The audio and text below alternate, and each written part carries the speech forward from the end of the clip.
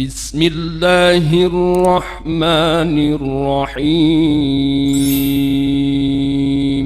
Assalamualaikum warahmatullahi wabarakatuh.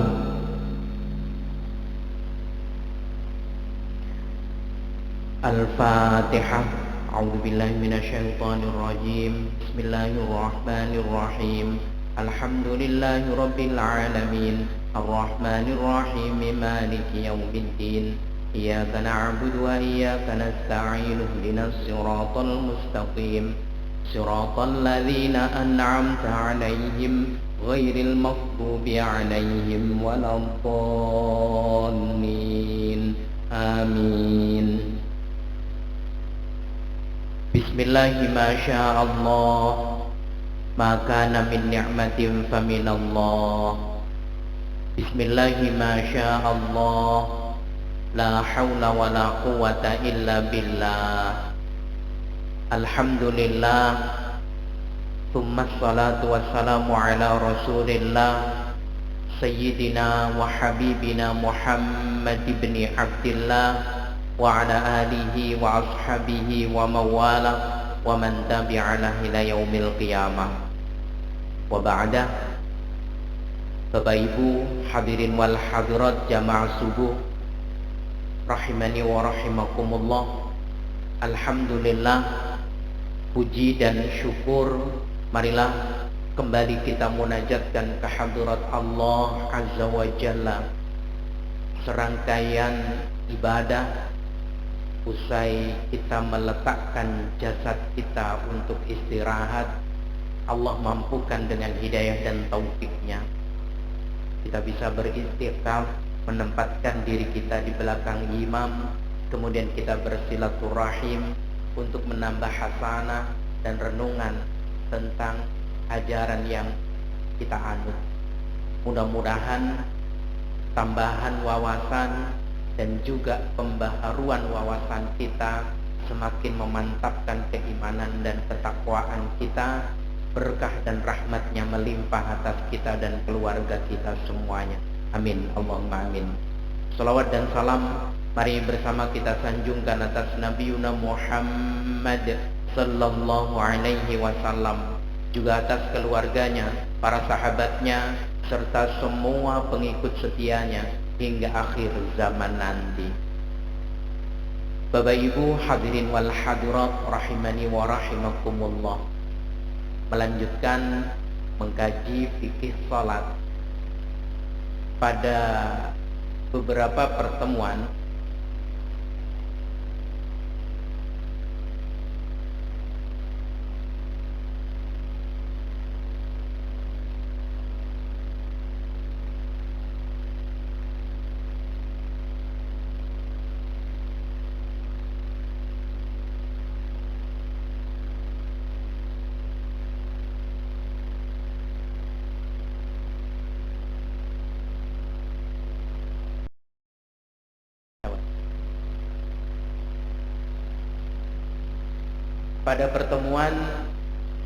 yang lalu kita membahas tentang arkanus sholat, rukun-rukun sholat.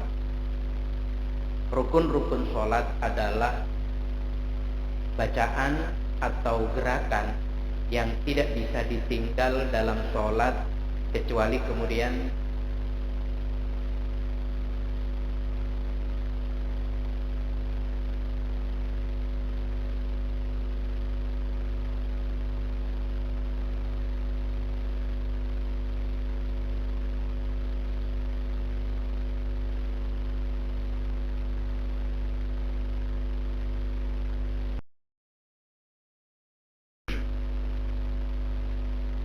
rukun-rukun sholat adalah bacaan atau gerakan yang tidak bisa ditinggalkan jika sholat kita ingin sah.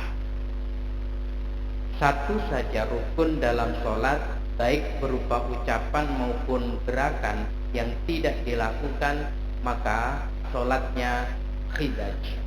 Khidaj itu adalah cacat. Bapak Ibu sekalian yang dirahmati Allah, review bahwa rukun sholat ada 14. Niat sudah kita kaji Kemudian yang kedua berdiri di dalam sholat fardu ma'al qudrati, dia mampu. Yang ketiga takbiratul ihrami. Yang keempat adalah qiraatul fatihati. Fokus kaji kita adalah poin kelima, yaitu rukuk. Setelah niat, berdiri, takbiratul ihram, kemudian membaca surat al-fatihah dan rukuk. Di sini mungkin kita akan bertanya, doa iftitah dan bacaan surat atau ayat itu tidak termasuk rukun. Karena doa iftitah dan juga membaca surat atau ayat di dalam sholat itu sunnah. Sementara rukun itu adalah perkara yang wajib yang harus terpenuhi. Maka jika andaikan ada seseorang sholat setelah baca Fatihah langsung rukuk, sholatnya sah.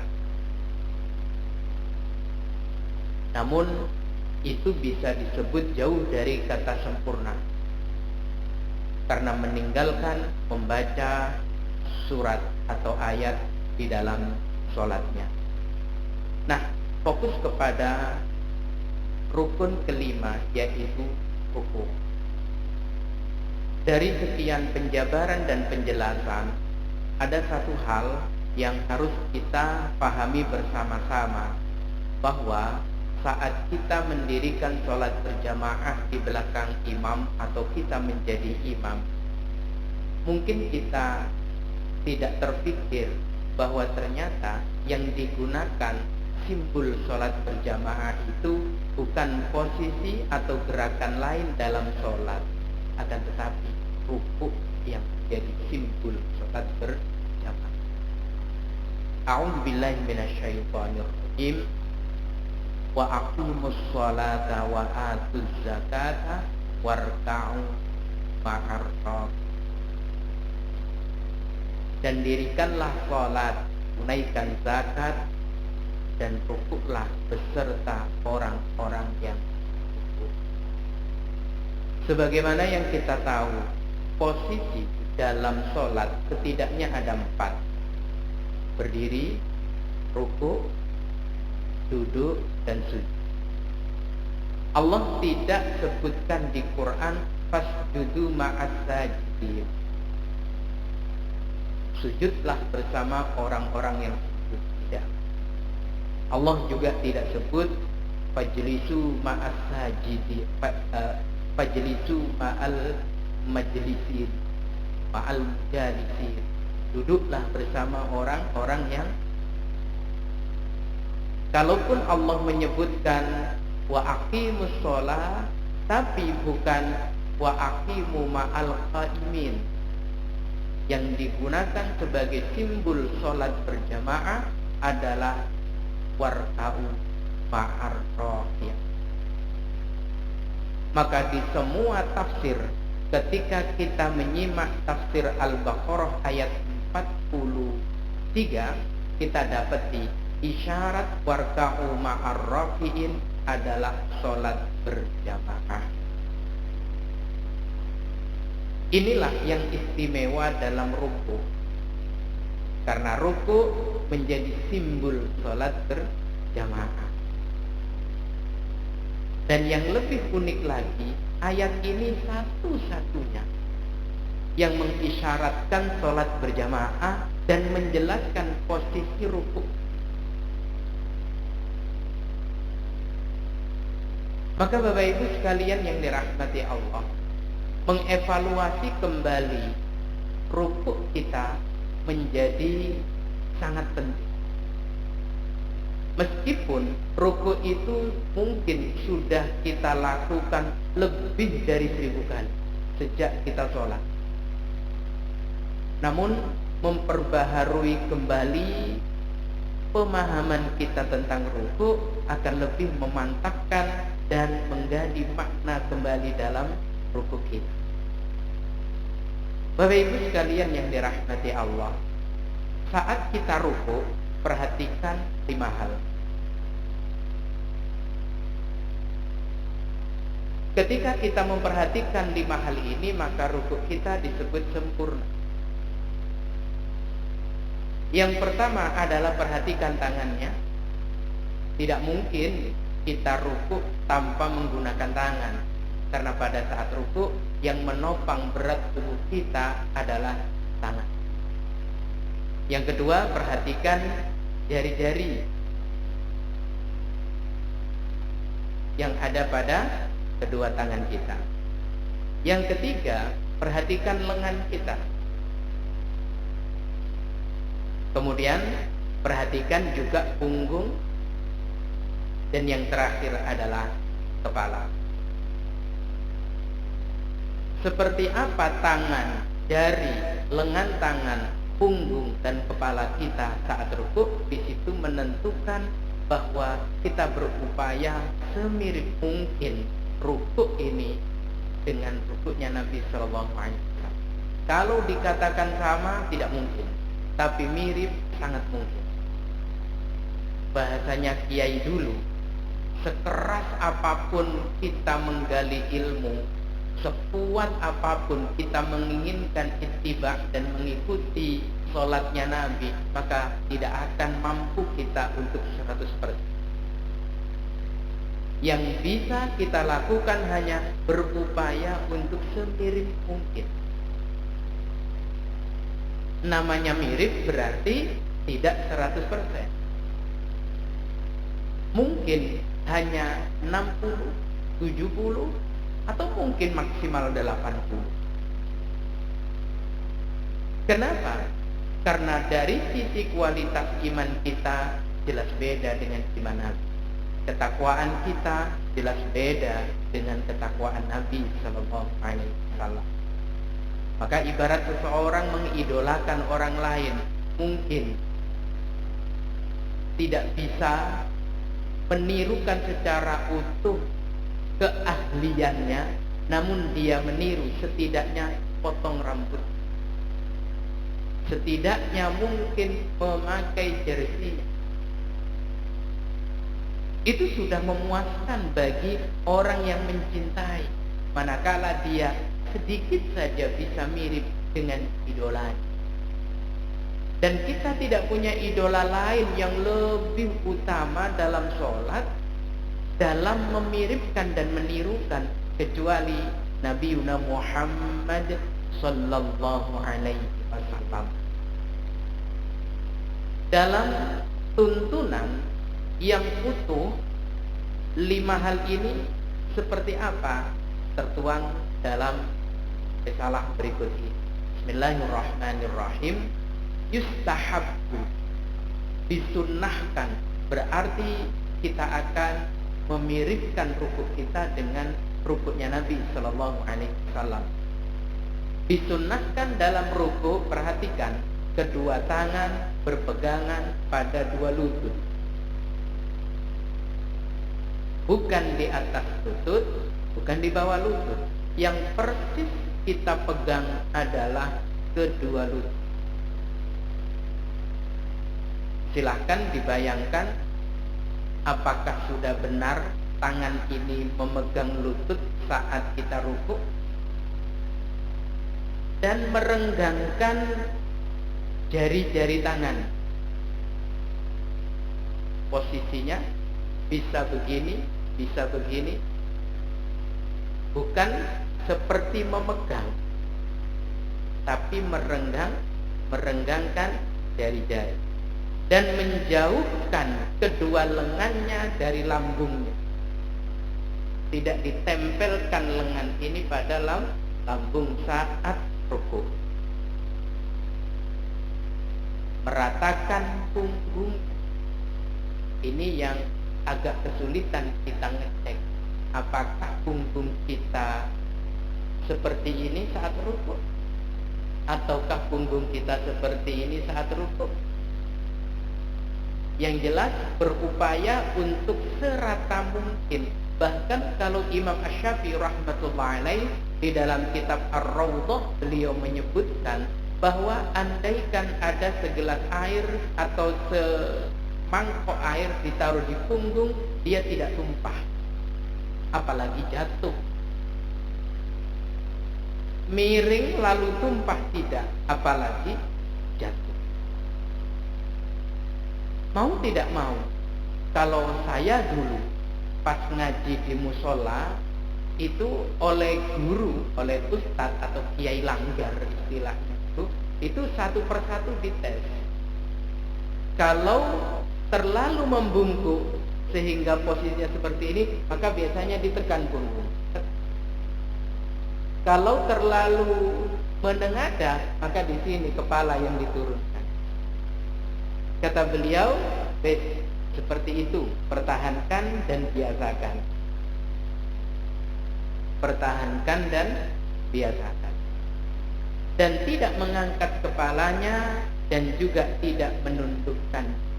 Ini perlu kita perhatikan. Posisi kepala lurus dengan punggung.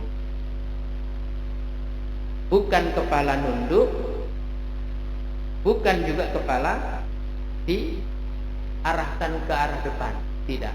Maka posisinya kepala itu lurus dengan punggung. Maka dari itu, mari sekali lagi, kalau ada jamaah saya di Masjid Al-Ikhlas itu sampai belani, Pak. Tripod, HP, lalu dipilih. Setelah beliau praktek ruku, lalu kemudian dicek hasilnya seperti apa. Oh, ternyata punggung kurang lurus. Maka setelah didapati posisi ideal sesuai dengan tuntunan, maka beliau mencoba untuk membiasakan. Perhatikan gambar berikut ini. Mulai dari posisi tangan pada lutut, tangan-tangan dibuka, jari-jarinya dibuka, posisi lengan dibuka, tidak ditempel ke lambung, kemudian punggung, posisi kepala dan wajah, perhatikan. Seperti yang ada di gambar inilah yang dituntunkan oleh para ulama-ulama. Lalu kemudian beliau menyandarkan tuntunannya itu pada riwayat-riwayat yang beliau pahami sahih. Sekali lagi, mari kita evaluasi. Nah, kemudian Imam Nawawi menyebutkan wahada bittifaqil ulama. Rukuk dengan memperhatikan 5 hal tadi itu adalah sudah menjadi konsensus atau kesepakatan para ulama, khususnya al-madhahibil arba'ah, ulama 4 madhab, al-Hanafiyah yaitu madhab Imam Hanafi, wal Malikiyah madhab Imam Maliki, wasyafi'iyah dan juga madhab Imam Syafi'i, wal Hanabilah dan madhab Imam Ahmad bin Hambali radhiyallahu ta'ala anhu. 4 ulama sepakat bahwasannya saat rukuk perhatikan 5 hal. Tangan mesti pegang apa, posisi jari jemarinya kudu renggang, lengan dipisah tidak lengket dengan lambung, punggungnya diupayakan istiwa yaitu lurus, tadil, lalu kemudian yang terakhir kepala posisinya lurus dengan punggungnya, tidak terlalu diangkat dan tidak ditundukkan. Kalau 4 mazhab ini sudah sepakat, inilah yang jadi pilihan kita.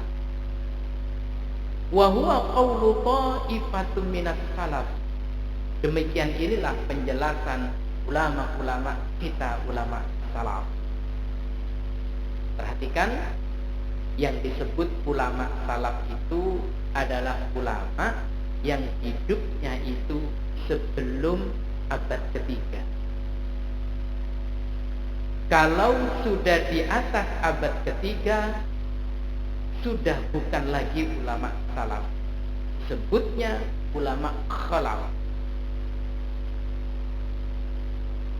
Maka perhatikan, ketika kita mengatakan ulama salaf, kok tidak mengacu kepada ulama yang hidupnya, yang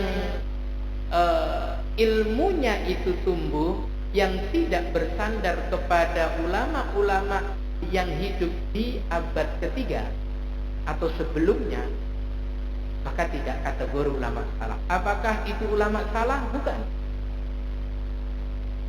Ulama salaf berarti yang dekat mengambil ilmunya daripada tabi'in. Tabi'in itu paling dekat dengan para sahabat. Sahabat itu tentu akrab dan dekat dengan Nabi Muhammad SAW. Istilahnya, kalau air sumber dia belum masuk paralon, belum masuk parit, dari sumbernya itu dekat. Dari sumbernya dekat. Itulah kenapa kemudian sebagian ulama mendorong kita agar yang diikuti kalau mengikuti ulama itu ya patokannya ulama 4 mazhab. Apakah cuma 4? Tentu tidak. Tapi yang paling familiar 4 mazhab itu. Nah, kembali lagi kepada ruku. Bapak Ibu sekalian yang dirahmati Allah, yang patut kita perhatikan lagi dalam ruku itu adalah tumaninah. Karena ruku tanpa tumaninah tidak sah. Karena tumaninah itu lekat sekali dengan ruku. Apakah hanya dengan ruku? Tidak, dengan rukun-rukun yang lain tumaninah itu juga lekat. Tapi fokus kita adalah tumaninah. Apa tumaninah? Tumaninah itu adalah tenang sejenak.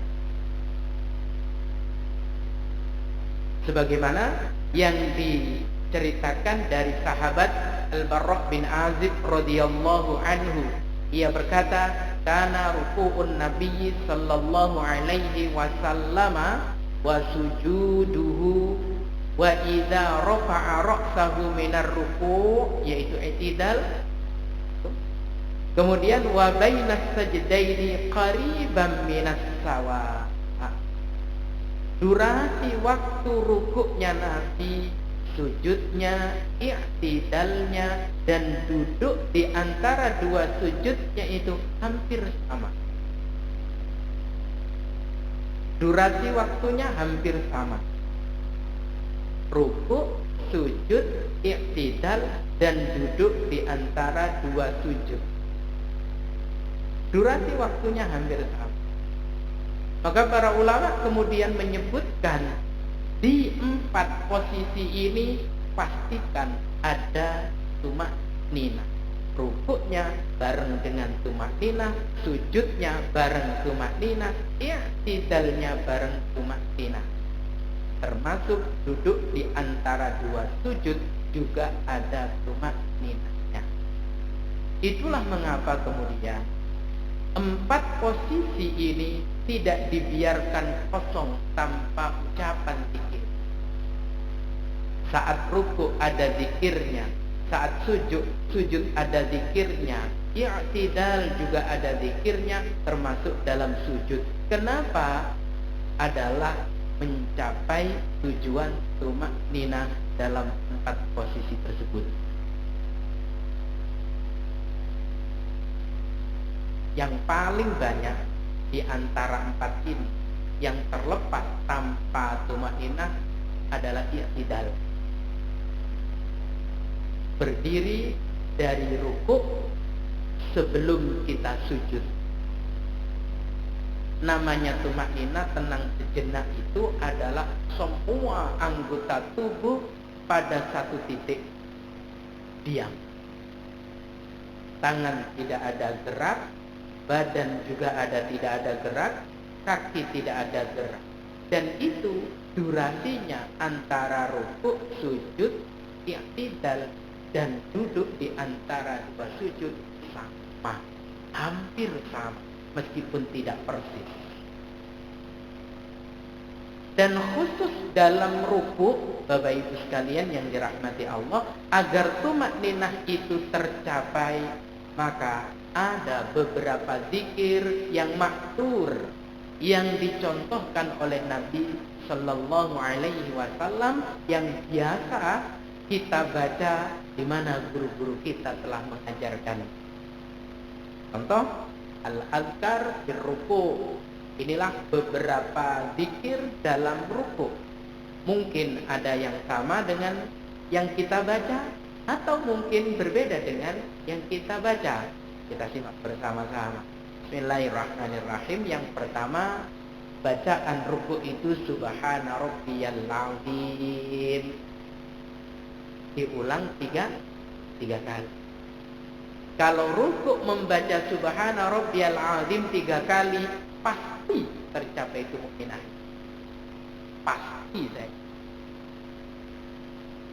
Agar supaya sempurna, maka dipastikan tidak ada yang bergerak kecuali lisan.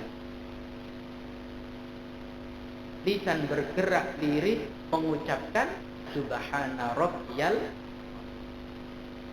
sebagaimana diceritakan dari sahabat Hudzaifah Al-Yamani. Ia berkata bahwa innahu sami'an nabiyya sallallahu alaihi wasallam. Sahabat Hudzaifah Al-Yamani, beliau mendengar yaqulu, Nabi sallallahu alaihi wasallam mengucapkan zikirnya idza raka'a Subhana Rabbiyal Azim. Maha suci Tuhanku yang maha agung.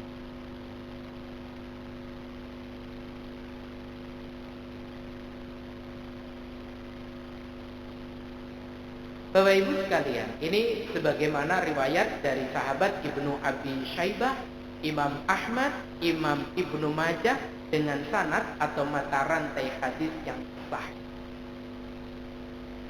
Maka jika yang kita pilih adalah bacaan Subhana Rabbiyal Azim diulang 3 kali saat kita posisi rukuk, berarti kita ambil riwayat dari sahabat Hudzaifah Ibnul Yaman. Saya yakin ada yang pakai zikir ini saat rukuk. Namun kita kemudian berpikir, punya saya kayaknya kelebihan satu kata. Yang biasa saya baca kelebihan satu kata, bukan Subhana Rabbiyal Azim, tapi ada tambahan wa bihamd. Kita simak riwayat kedua. Subhana Rabbiyal Azim wa bihamd. Sama, pengulangannya minimal 3 kali. Minimal 3 kali. Kenapa 3 kali? Karena memang tujuannya mencapai titik tumaknin, ketenangan dalam posisi rukuk di semua anggota tubuh kita. Jadi saya katakan tidak ada yang bergerak kecuali lisan membaca Subhana Rabbiyal Azim wa bihamdih. Diriwayatkan dari sahabat Uqbah bin Amir radhiyallahu anhu, apa yang dia katakan? Fakana Rasulullah sallallahu alaihi wasallam idza raka'a qala Subhana Rabbiyal Azim wa bihamdi.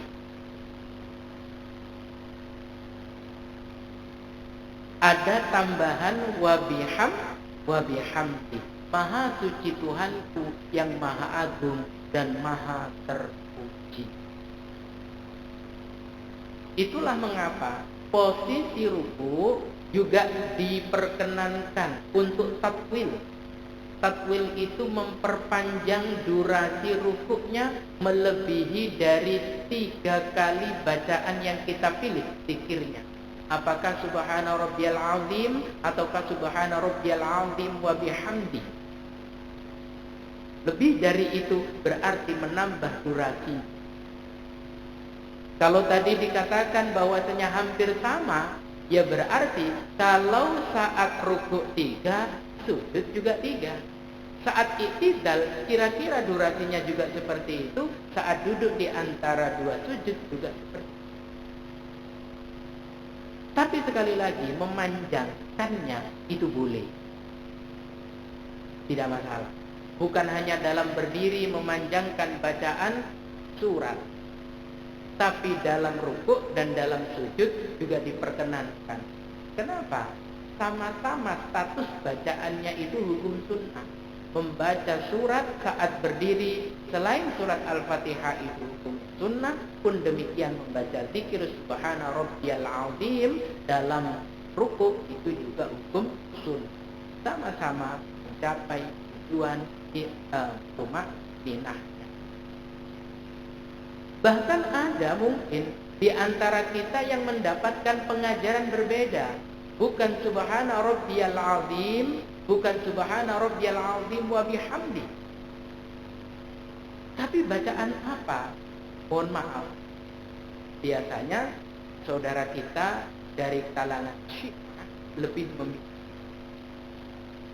subuhun qudusun rabbul malaikati waruh saat ruku. Kalau kita melihat utuh, Syiahnya salah. Tapi kalau apa yang dibaca subuhun qudusun rabbul malaikati waruh kok tidak sama dengan bacaan saya, ada riwayat.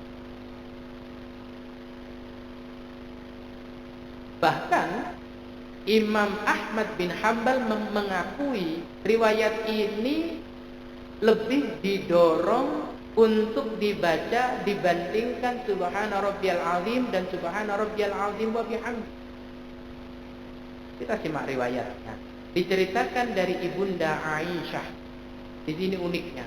Biasanya saudara-saudara kita Syiah itu anti banget terhadap Ibunda Aisyah.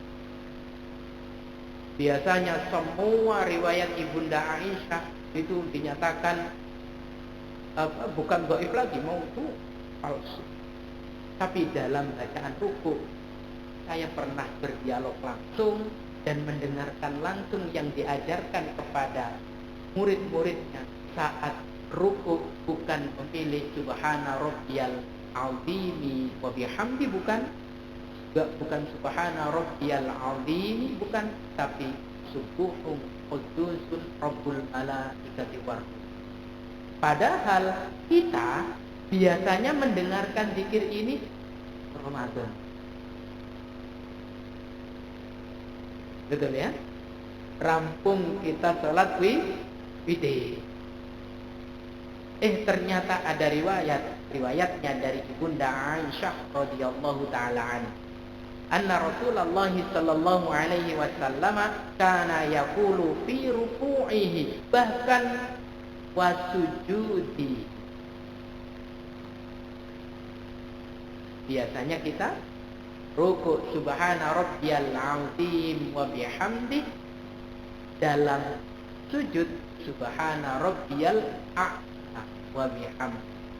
Tapi kalau menggunakan redaksi subuhun qudusun rabbul malaikati waruh, itu sama bacaannya antara saat sujud, saat ruku dan sujud. Namun demikian, ada ulama juga yang kemudian membahasnya bahwa sebelum turun firman Allah Subhanahu wa taala yang ada di dalam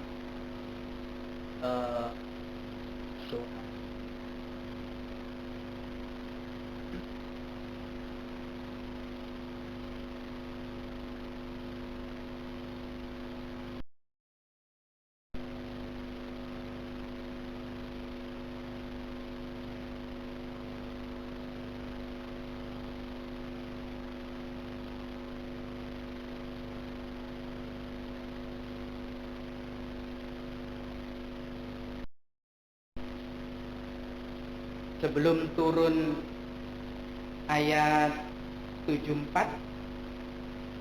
dan diulang kembali di ayat 96 surat Al-Waqi'ah, bacaan Nabi memang seperti riwayat dari Ibunda Aisyah radhiyallahu taala anha. Fasabbih bismi rabbikal azim. Ayat ini diulang dua kali di 74 dan 97 surat Al-Waqi'ah. Fasabbih bismi rabbikal azim. Sebelum ayat ini turun, yang dibaca Nabi memang subuhun qudusun rabbul malaikati waruh. Namun setelah ayat ini turun, lalu kemudian Nabi tidak pernah lagi membaca subuhun qudusun rabbul malaikati warruh. Yang beliau baca adalah selaras dengan makna fasabbih bismi rabbikal azim di dalam surat Al-Waqiah yang 2 kali diulang.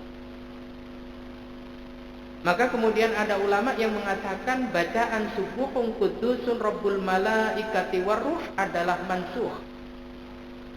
Artinya sudah dipeti eskan bacaan ini. Namun oleh saudara-saudara kita Syiah masih saja. Salahkah? Tidak. Karena riwayatnya juga sah.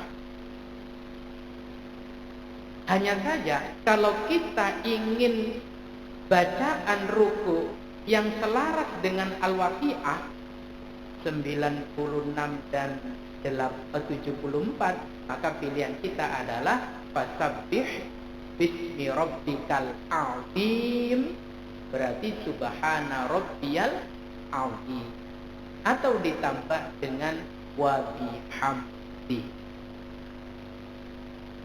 Itulah mengapa bacaan subuhun quddus rabbul malaikati warruh kemudian di kitab fikih para ulama-ulama kontemporer seperti Imam Nawawi, Imam Ar-Romli dan sebagainya itu tidak ditemukan.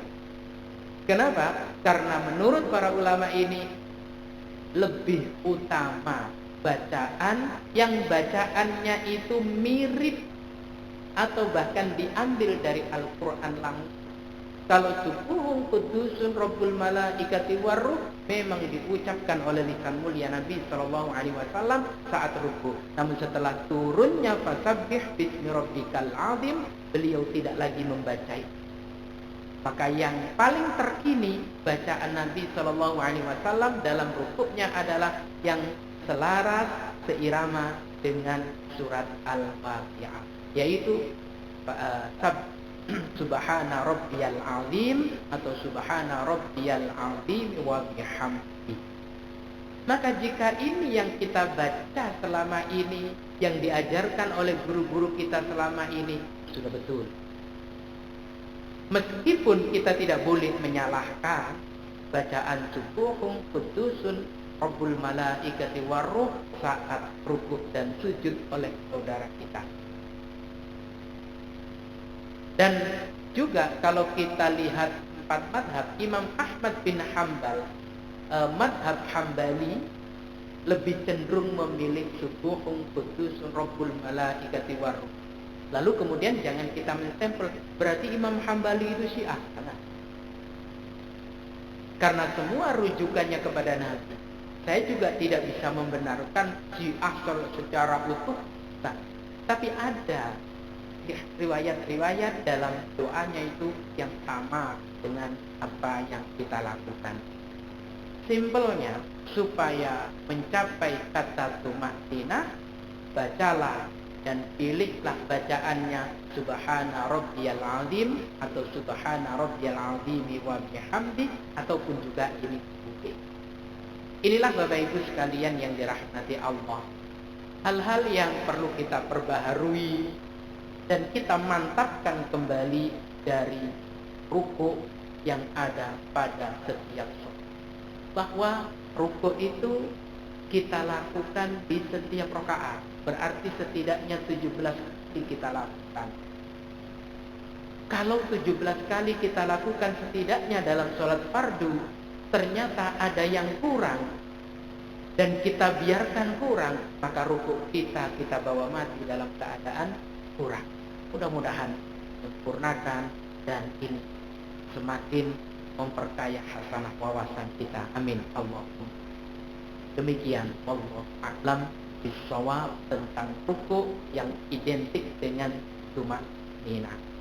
Semoga bermanfaat dan berbarokah. Amin. Oke, matur nuwun Ustaz. Bapak Ibu, sambil kita menunggu waktu syuruk, ada kesempatan untuk bertanya. Barangkali ada yang ingin bertanya, monggo silahkan terkait ruku.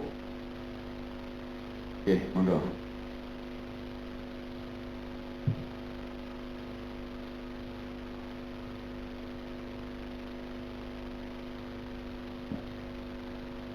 warahmatullahi wabarakatuh. Waalaikumsalam. Ini Ustaz,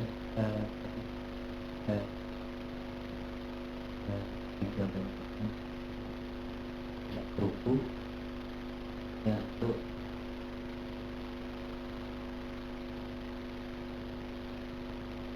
untuk yang satu lagi Ustaz, yang Allahumma ghfirli, Ya. apakah di dalam ayat wajib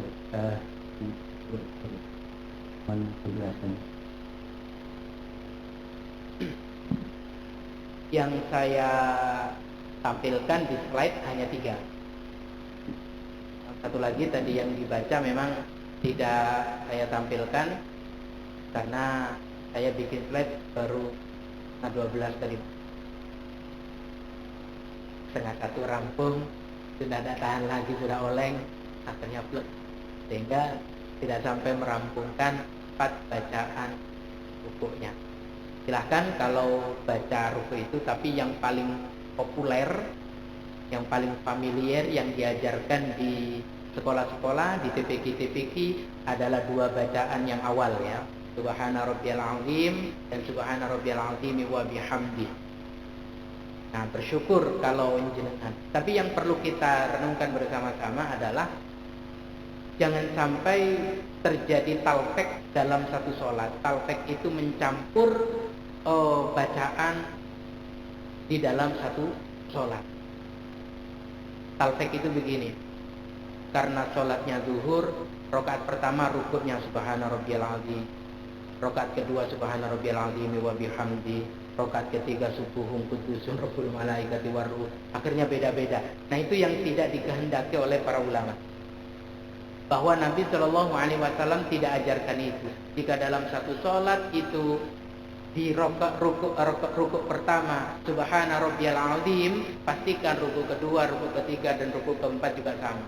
Bahkan tuntunan Imam Nawawi menyebutkan di dalam rakaat yang sholatnya itu sholat banyak rakaat, seperti sholat taraweh pun, di sholat taraweh pastikan memilih salah satunya di semua sholat taraweh. Andaikan jenengan memilih sholat taraweh 20, maka di 20 rakaat pun, jika yang pertama subhana rabbiyal azim, maka pastikan semua subhana rabbiyal azim. Tidak boleh ambil lagi yang lain, kan ini 2 rakaat berbeda, tidak diperkenan. Meskipun ada dalil yang menyatakan itu, sekali lagi, karena tidak ditemukan riwayat bahwa Nabi mengoplos 3 atau 4 zikirnya dalam satu sholat. Bisa dipaham ya? Jadi pilih salah satu, pegang teguh, amalkan. Mudah-mudahan barokah. Berikutnya Pak